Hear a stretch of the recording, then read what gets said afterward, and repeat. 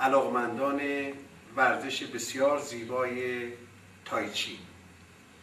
همونطور که در برنامه‌های قبلی خدمتتون عرض کردم، یک ورزشی است که رهابخشی، با توجه به اینی که مشکلات فکری که ما داریم یا اینکه خدمت شما عرض کنم که فشار کاری که داریم، نهایتاً نیازمند هستیم که یک ورزش مناسبی رو انتخاب بکنیم و اون ورزش تایچی هست. تایچی به ما میگه که بایستی مدیریت ذهن هیجانی رو داشته باشیم. یعنی هر انسان لازمه که مدیریت در دو بخش، یعنی یک بخش هیجانی که بسیار خوشحال هستیم، یک بخش دیگه بحثی هستش که بسیار ناراحت هستیم، ناامید هستیم. هر دو رو باید مدیریت بکنیم. تایچی بیشتر دنبال تعادله، یعنی بین این دوتا. امیدوارم که با بخش جدیدمون که یک مقدار سخت‌تر از حرکت‌های قبلیمونه و زیباتر، امیدوارم توجه بیشتری بکنیم. البته سخت که گفتیم زیاد سخت نیست. کسی که عاشق این باشه که یک رهایی اندیشه به دست بیاره و تن سالم، یعنی بالاترین ثروت. شما این گفتاری که ما داریم در مورد مدیریت در ارتباط با اون احساس هیجانی، چیزی هست با تایچی به دست میاد. مطمئن باشید در برنامه‌های قبلیمون صحبت زیاد کردیم در تنظیم بدن، تنظیم ذهن، تنظیم تنفس. یعنی 3 گنجینه است. این 3 گنجینه رو بارها ما یادآور شدیم و الان هم همینطور که عرض کردم زیاد سخت نیست، ولی طولانی تره و زیباتره. امیدوارم که با این فرم که توسط آقای مصطفی داوودی پناه حتما آموزش خوبی داده میشه، فرم 6 هست، توجه خوبی داشته باشیم و آرزوی موفقیت برای همه عزیزان.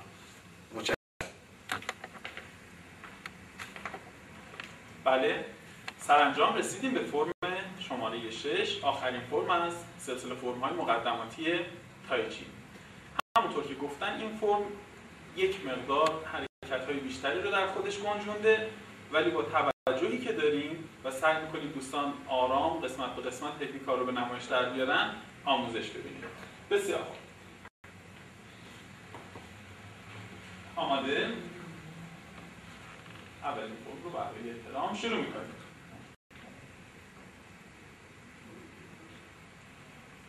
باز هم مثل فرم‌های قبل شروع میشه. فرم پابند عرض شانه باز شد، دست‌ها تا امتداد شانه ها، نشست. حالا مانند فرم 1 که آموزش دیدیم، توپی رو سمت راست بدن میگیریم، دست راست بالای توپ و دست چپ زیر توپ. با چرخشی که از کمر انجام میدیم واقف میشیم به محوری که میخوایم حرکت کنیم. پا رو میگذاریم، 1. حالا ضربه با پشت ساعد، ضربه زیر قفسه سینه حریف که اصطلاحاً حالا بهش کلمه سپر رو میگیم. بعد از انجام شدن این حرکت با چرخش کمر حرکت تعقیب دم پرنده رو نشون میدیم. 1. با خم شدن زانوی پشت، رهایی، نگاه به دست راست، دست‌ها به هم اتصال پیدا می‌کنن جلوی سینه و پرس می‌کنیم، میریم رو پای جلو. حرکت پرس، حرکت عقب نشستن. بعد از انجام پرس نوک پنجه پای جلویی بلند میشه، دست‌ها که به پایین رفت، یک حرکت هول 2 دستی رو از پایین به بالا نمایش دادیم. خب همینجا این نصف حرکت شد. حالا قراره همین حرکت رو برگردیم سمت دومش رو انجام بدیم. حرکت 1، یعنی همین کار رو قرینه می‌کنیم در زاویه دیگه. توپ دوم رو میگیریم سمت چپ بدن، چرخش بدن، پای راست رو میگذاریم، باز ضربه با پشت ساعد به صورت مستقیم، چرخش از کمر، تعقیب دم پرنده، رها، دفاع، نگاه به دست چپ، اتصال دو دست، پرس همراه دو دست به سمت جلو. میشینیم پای عقب، نوک پای جلو بلند میشه، دستا به پایین میره و به صورت دو دستی حرکت پوش دو دستی یا هل دادن رو اجرا میکنیم. در اینجا فرم به پایان رسید. به سادگی میشینیم عقب، همین دو دست رو میاریم روبروی بدن، پا بنزه عرضشونه جمع میشه، با بالا آمدن نشست دست‌ها از شانه ها رها میشه و مانند فرم‌های دیگه به زیبایی فرم رو با جفت کردن پاها به پایان میبریم. خب همونطور که دیدیم نیاز به تکرار بیشتر هست، توضیح بیشتر هست. سعی میکنیم تکنیک رو باز همین مقدار خرد شده تر و به قطعات کوچکتر تبدیل کنیم که بتونیم به خوبی فرا بگیریم حرکت رو. باز از دوستان خواهش میکنم که حرکت رو به نمایش در بیارن. یک بار دیگه دوستان آماده؟ میریم تا قسمت به قسمت میریم با توضیح من شروع میکنیم. یک پا بلند میشه. بله این قسمت اولیه رو دیگه چون داشتیم در فرم‌های قبل هم عیناً اجرا میکنیم.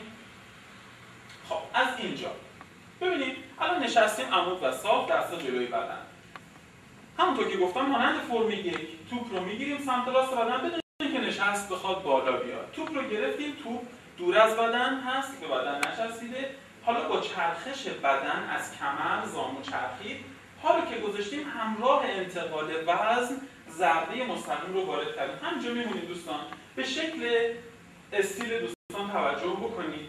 بدن نباید خیلی به صورت جلو افتاده باشه تو این حرکت، نباید خیلی عقب باشه. جایگاه ضربه رو میبینیم که کجاست، همونطور که گفتم زیر قفسه سینه. ضربه رو زدیم و ایستادیم. دست کناری هم مشخص جاش برای حفظ تعادل بیشتر. حالا شروع حرکت از قسمت کمر هستش. با چرخش کمر رد کردن ضربه و با نشست رو پای پشت می‌بینیم که دفاع انجام میشه. حالا رو پای پشت میمونیم. این یادمون نره. نگاه میکنیم به دست راست. همونطور که دوستان اجرا کردن کاملا رو پای عقب هستیم. حالا با چرخشی که انجام میدیم دست راست از آرنج خم میشه میاد داخل دست چپ. هنوز پای عقب هستیم. بعد از اینکه این اتصال بین دو دست، یعنی این قسمت تیغه دست در گودی مچ نشست، اتصال برقرار شد، حالا یک میریم پای جلو و عمل پرس رو فشار دادن رو انجام میدیم. دستا در انتها باز میشه، دست راست از رو دست چپ سر خورد. حالا میشینیم پای عقب، دستا موازی میان عقب، میرم پایین رو که پا بلند شد پای جلویی. حالا با انتقال وزنه به پای جلو تکنیک پوش یا هل دادن رو مستقیم انجام میدیم. ببینیم همینجا دوستان باز نگاه میکنیم که همونطور که گفتم بدن جلو افتاده نیست، دست‌ها روبروی سینه هست. یعنی مواظب باشیم دست‌ها بالاتر جلوی صورت نباشه، روبروی سینه. خب حالا میخوایم این تکنیک رو برگردیم قرینش رو انجام بدیم. یک میشینیم پای عقب، نگاه به دست راست، دست میاد. زمانی که دست افتاد پا رو با خودش جمع میکنه زیر توپ. پس توپ دوم رو تشکیل دادیم. حالا حرکت میکنیم با چرخش کمر. بله باز همون ضربه با پشت ساعد رو نمایش دادیم. با چرخش کمر دفاع انجام میشه، نشست رو پای پشت. حالا نگاه به دست چپ، دست که داخل دست قرار گرفت، بعد مجاز هستیم که بریم رو پای جلو. پس تا این زمان عقب نشسته بودیم، حالا رفتیم جلو، پرس انجام شد، دستا که باز شد میایم عقب، پنجه پای جلو بلند شد، دستا میره پایین. یک هل پایین به بالا رو اینجا به زیبایی به نمایش میاریم و در انتها همین دست‌ها رو کافیه که بیاریم وسط، پا به اندازه عرض شانه، نشست میاد بالا، دست‌ها رو از شانه رها میکنیم و با جمع شدن پاها فرم 6 هم به پایان میرسه. خب دوستان نیاز هست که این فرم رو باز تکرار بکنیم. این کار رو حتما برای شما انجام میدن دوستان خوب ما. تکنیک رو باز هم به نمایش در میارم به همین شکل مقدماتی. خدمتتون همونطور که دیدیم فرم تکرار شد. من در ادامه کارمون برای اینکه بتونیم به صورت انفرادی کار بکنیم و رو جزئیات تکنیک بیشتر توضیح بدیم، خواهش میکنم از آقای حامد خان که فرم رو به صورت انفرادی اجرا بکنن. انجام بدن. ممنون. بسیار فرم رو ایشون اجرا میکنن به صورت کاملا قسمت قسمت. من هم سعی میکنم توضیحاتی رو حرکتشون داشته باشم. خب شروع میکنیم. بفرمایید.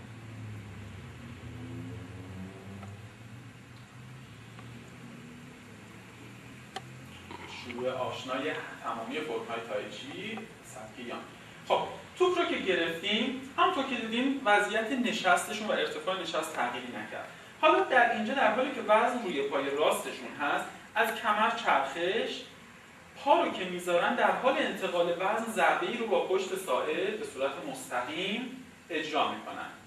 بله، این استقرار آشنای گونگو هستش که تو فرم‌های قبلی هم دیدیم نمونهش رو. وزن حدود 60 تا 70% وزن روی پای جلو هست، 30 تا 40% وزن بر روی پای عقب. دست راست در کنار بدن با فاصله از بدن، دست چپ هم که مشخص رو به روی سینه قرار داره. حالا در این قسمت دوستان توجه داشته باشیم که چرخشی که انجام میشه کاملا از ناحیه کمر، بله، تعقیب دم پرنده. یک بار دیگه حامد جان لطف می‌کنید این قسمت رو. همونطور که دیدیم ما در این حرکت، اسم حرکت گویاست، تعقیب دم پرنده. وقتی دست چپ رو پرنده فرض بکنیم، انگار این پرنده پرواز میکنه و دست راست به دنبالش میره. برای همین میگیم تعقیب دم پرنده. یک بار دیگه لطف کنید. ببینید با چرخش کمر تعقیب دم پرنده. به این قسمت که رسیدیم، دست‌ها میمونه با خم شدن زانوی پشت ریزش میکنه دست‌ها و در واقع نوعی دفاع به پایین کشیدن رو اجرا میکنن. حالا دوستان در این قسمت توجه داشته باشیم قراره روی این پای عقب بمونیم. هیچ عجله‌ای نکنیم برای رفتن رو پای جلو. دست مسیرش رو ادامه میده تا میرسه به سطح شونه. همونطور که میبینید با خم شدن آرنج بدن برمیگرده، دو دست داخل هم قرار میگیرن. نشست همونطور که میبینیم همچنان روی پای عقب هستش. وقتی این دو دست اتصال، اون تیغه و داخل گودی مچ دست با هم اتصالشون برقرار شد، حالا وقت انتقال وزن رو پای جلو هستش. انجام میدیم. بله، در انتها حالا در اینجا بعد از اینکه پرس رو کامل کردیم یک نوازش خیلی زیبا داریم.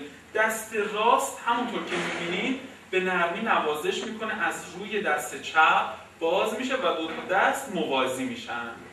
بله، به همین سادگی. یک بار دیگه پرس رو همون انتها باز کنیم.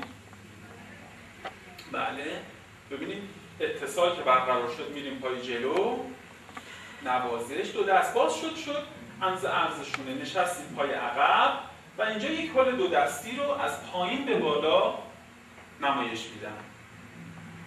دست‌ها روبروی سینه، یک حرکتی که در مبارزات تایچی بسیار به کار میاد، حرکت‌های تویشو و فاجین. از این نوع پرتاب بسیار استفاده میشه. خب باز گونگو هست، دست روبروی سینه، اجرای حرکت پوش. خب این نصف حرکت شد. یه بار دیگه اگه این نصف رو جمع بندی بکنیم ببینیم چی از آب در اومد. یه بار دیگه حامد جان لطف کنید از ابتدا. متشکرم.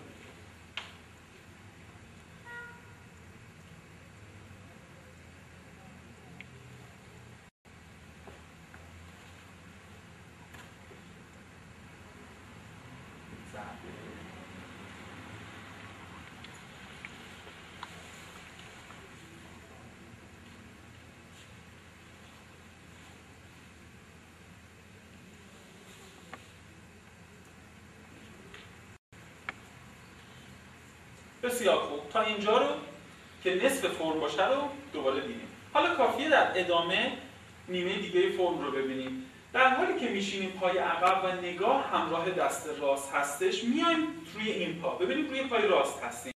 همزمان با افتادن افتادن دست پا رو با خودش جمع میکنه، میبره زیر توپ و توپ دوم رو تشکیل میده. حالا کافیه قرینه اون حرکت رو در این سمت اجرا بکنیم. چرخش کمر، همون ضربه مستقیم زیر قفسه سینه با پشت ساعد، چرخش از کمر، تعقیب دم پرنده اسم این حرکت بود، نشست رو پای پشت، رها شدن و ریزش دست‌ها. نگاه این بار به دست چپ خواهد بود. چرخش کمر وقتی دو دست متصل شد رومون برگشت، حالا میتونیم بیایم پای جلو، عمل پرس رو انجام میدیم، عقب و یک هل دو دستی پایین به بالا روبروی سینه. اینجا فرممون در واقع تکنیکش کامل شده، فقط باید جمع کنیم فرم رو و به پایان ببریم. با نشست روی پای عقب، دست‌ها در همین وضعیتی که هستن، فقط کافیه برگردیم به زاویه‌ای که فرم رو شروع کردیم، پا رو به اندازه عرض شانه جمع کنیم، عمود و صاف میایم بالا. اینجا خیلی مهمه دوستان، رهایی رو دقت کردیم چقدر زیبا دست‌ها از شانه ها رها شد. من این رو ببینیم دوستان از کنار نشون میدم. پایین اومدن دست میتونه این باشه و میتونه این باشه. وقتی دست از شانه ها رها میشه، موج زیبایی در طول دست جریان پیدا میکنه و رهایی رو کاملا به نمایش در میاره. خب توضیحات داده شد، فرم رو قسمت بندی کردیم و نمایش دادیم. در پایان از حامد جان تقاضا میکنم یک بار دیگه فرم رو بدون کلام، بدون توضیح خاصی فرم رو براتون اجرا بکنن. جمع‌بندی مطالبی که گفتیم در فرم مشخصه. بفرمایید.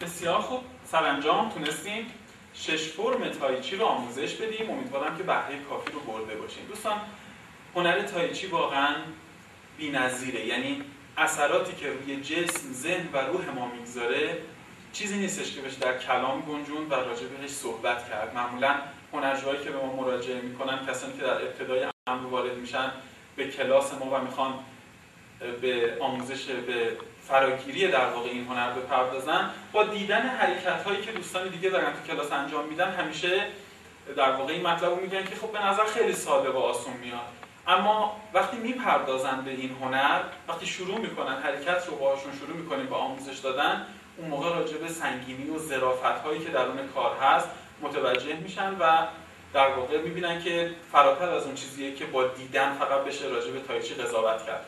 یعنی یکی از جملاتی که همیشه در مورد تایچی میگن، در مورد تعریف تایچی میگن، اینه که هنریه که با پرداختن به اون میتونیم به عمقش پی ببریم. امیدوارم که این مجموعه آموزش‌ها، فرم‌های مقدماتی تایچی مورد توجه و همچنین استفادهتون قرار گرفته باشه. به همراه دوستانم از شما خداحافظی میکنم. متشکرم.